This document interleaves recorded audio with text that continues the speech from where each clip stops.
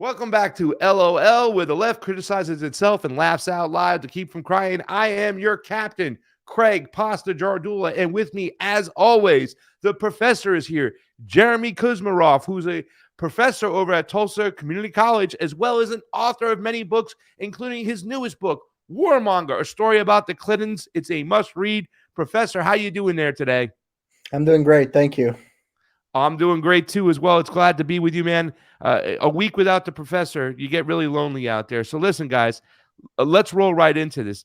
I don't know if you know this, but the Biden administration promised during the 2020 election campaign to close down Guantanamo Bay, just as Obama campaigned in 2009 to do the same. But both Obama and Biden have kept the facility open, with the Biden administration providing $4 million for a new courtroom to try secret hearings. A new film called I Am Gitmo, directed by Felipe Diaz and produced by Cinema Libre Studios, spotlights the story of an Egyptian man who was sold in a bounty program and accused of being an accomplice to bin Laden without any evidence and tortured at Guantanamo for 11 years.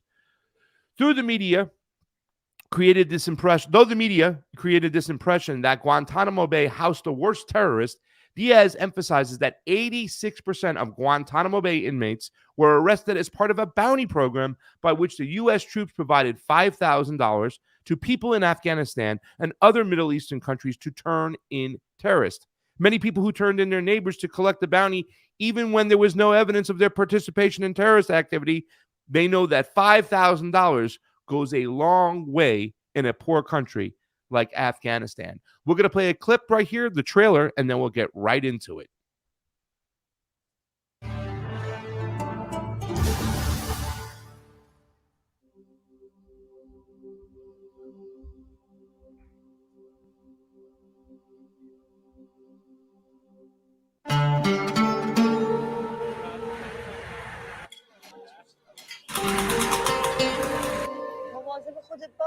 I've been given a temporary assignment. Dad, you served your country for over 40 years. The Egyptian. Good catch. Fought alongside bin Laden, and you've continued to wage jihad since the end of the war. We know this. I've never seen or even met bin Laden. Wait, let's go. Come on, move it! I said keep your head down.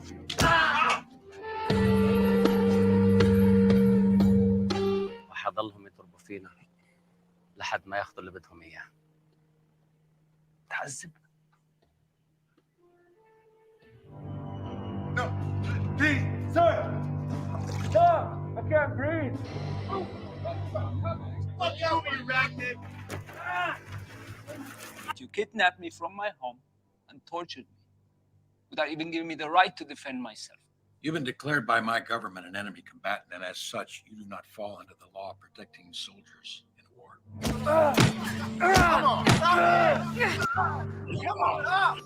I represent the government that captured him because he's a terrorist. Even as I'm sure you know, he was turned in by his neighbor for the bounty. To be crystal clear, I am in favor of using extreme torture methods with the terrorists who refuse to cooperate. How could you allow them to do this to this man? This is totally unacceptable.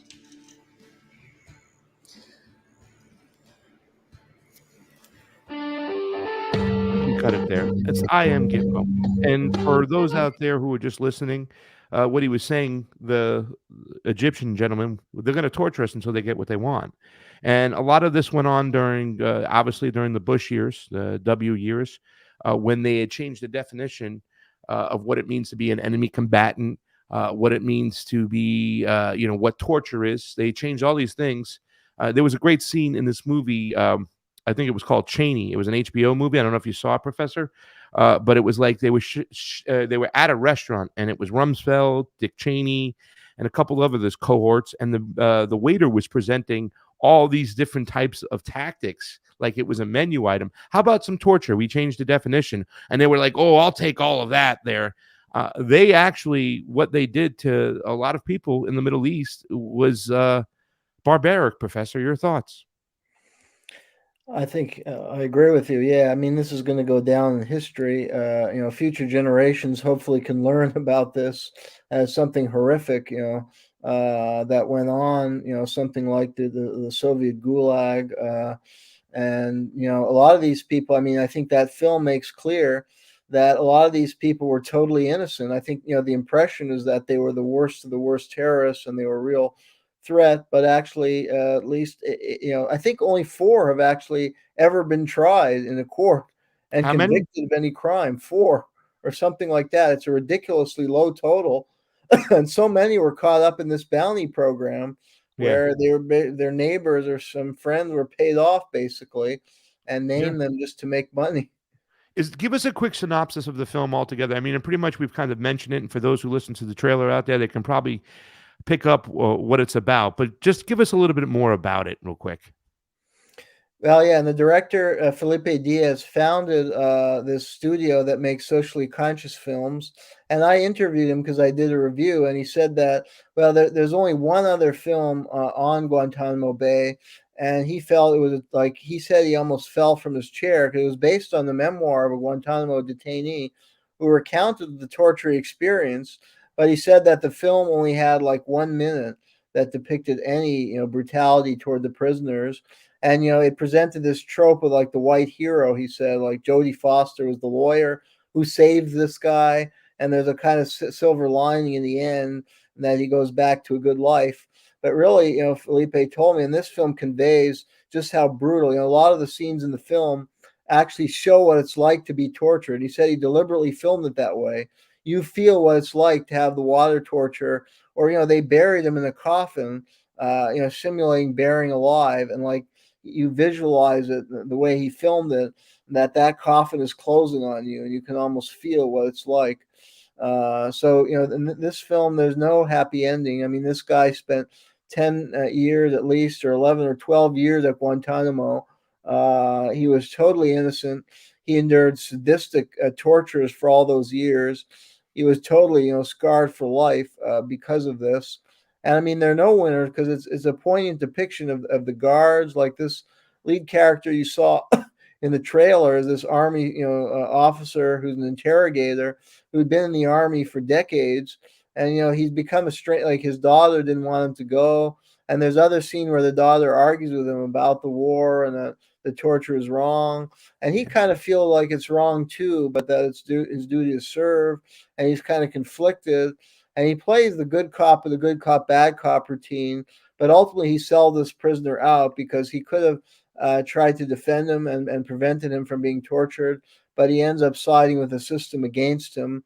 And that's one reason the film shows he's estranged from his own daughter. So he's kind of a tortured soul himself. So it conveys the idea that there are no winners in this. It destroyed the soul of even the people in the army who were involved in these torture and terrible practices. Well, you know what? Well, let's stick on there. I have a little throw-in question. I have a question I put towards the end from the questions we have planned.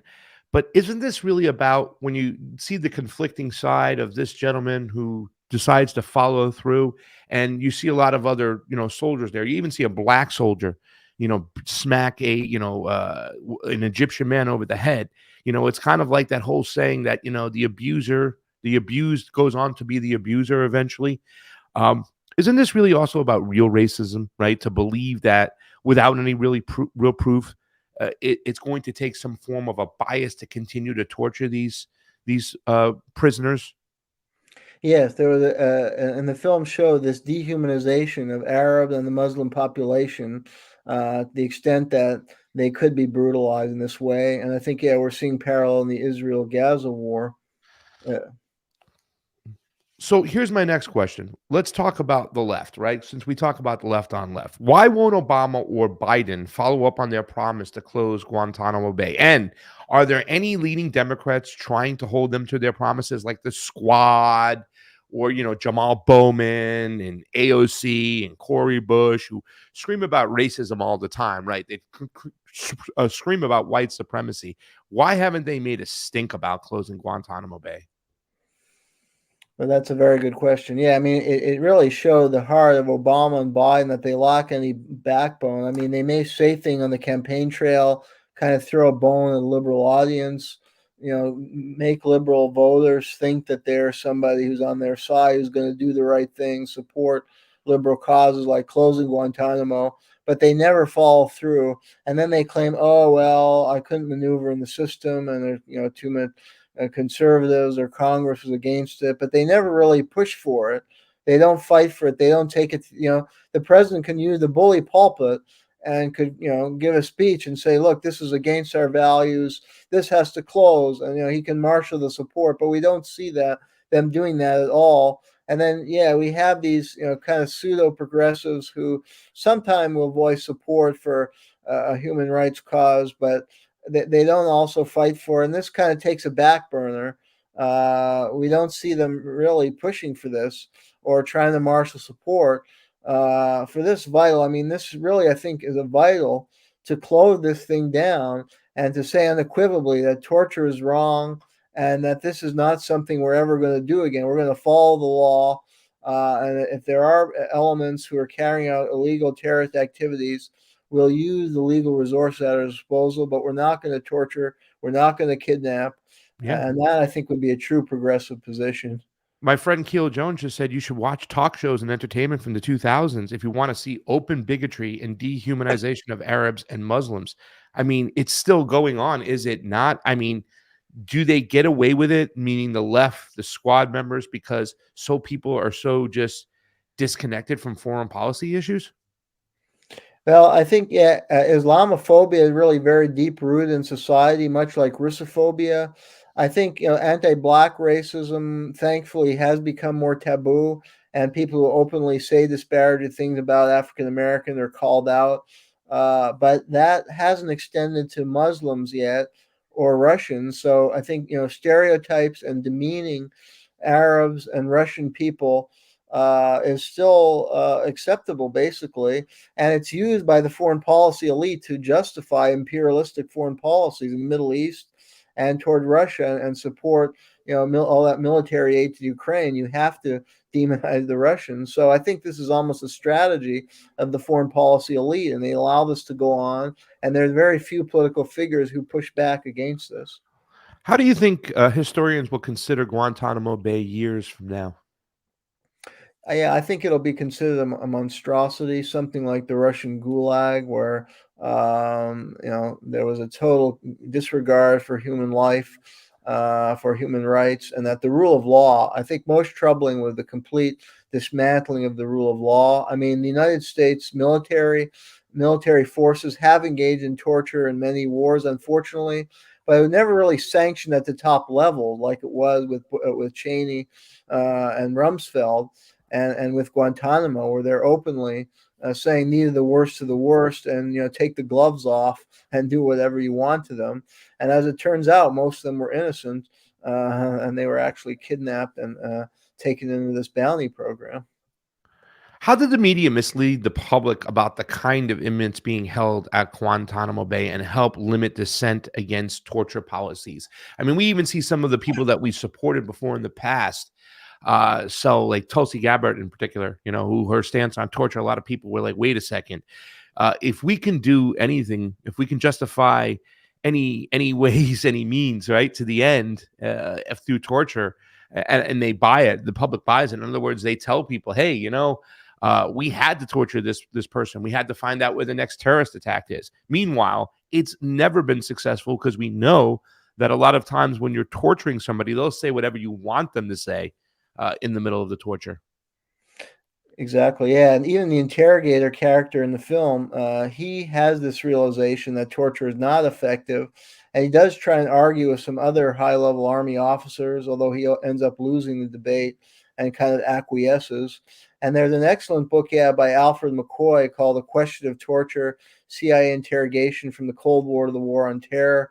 And he points out, like in World War II, there were some, successful interrogations that used suasion, and it was understood by, a smart interrogator that you don't torture, that under torture, people will say anything, and you never get credible information that way. But unfortunately, the military, sanctioned this practice in the war on terror because of that dehumanization we're talking about.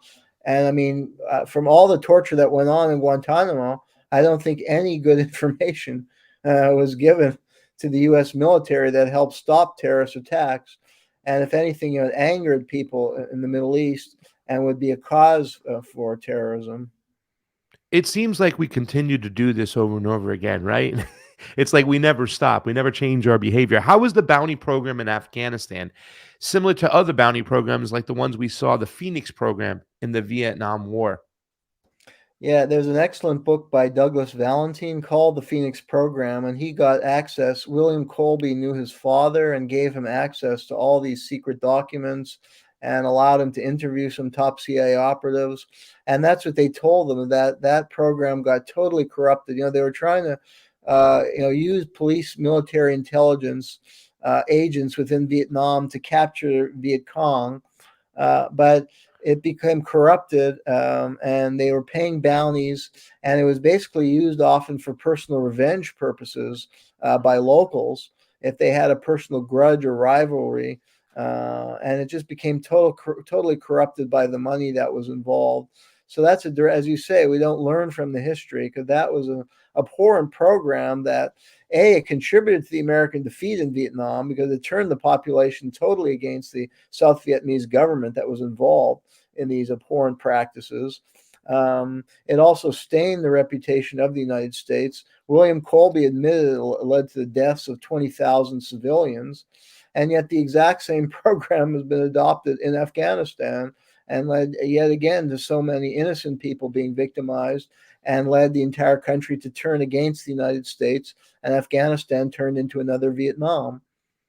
Well, with that being said, Professor, then will closing Guantanamo Bay even make a difference? Isn't it more than just the base itself? It's the practice of the United States empire, which, by the way, a lot of the stories we hear abroad, eventually come home. The chickens come home to roost. We've said before, as anti-imperialist Americans out here, that what the empire does abroad, they'll eventually bring back home. So once again, my question is, will closing Guantanamo Bay even make a difference if our foreign policy apparatus will continue in these practices of torture?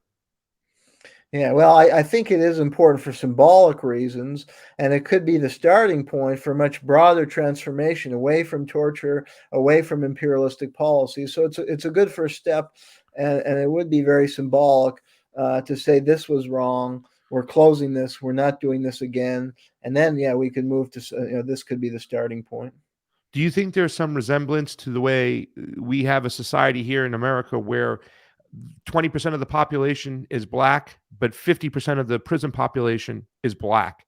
And what we see over here, isn't there some significance to say what we do abroad will happen here at home? And is there anything historically when it comes to incarcerating innocent people here at home that you can kind of point to, which would parallel what we see here in Guantanamo Bay? Absolutely. It goes back a long way. In fact, another book I would recommend by Alfred McCoy is called Policing America's Empire.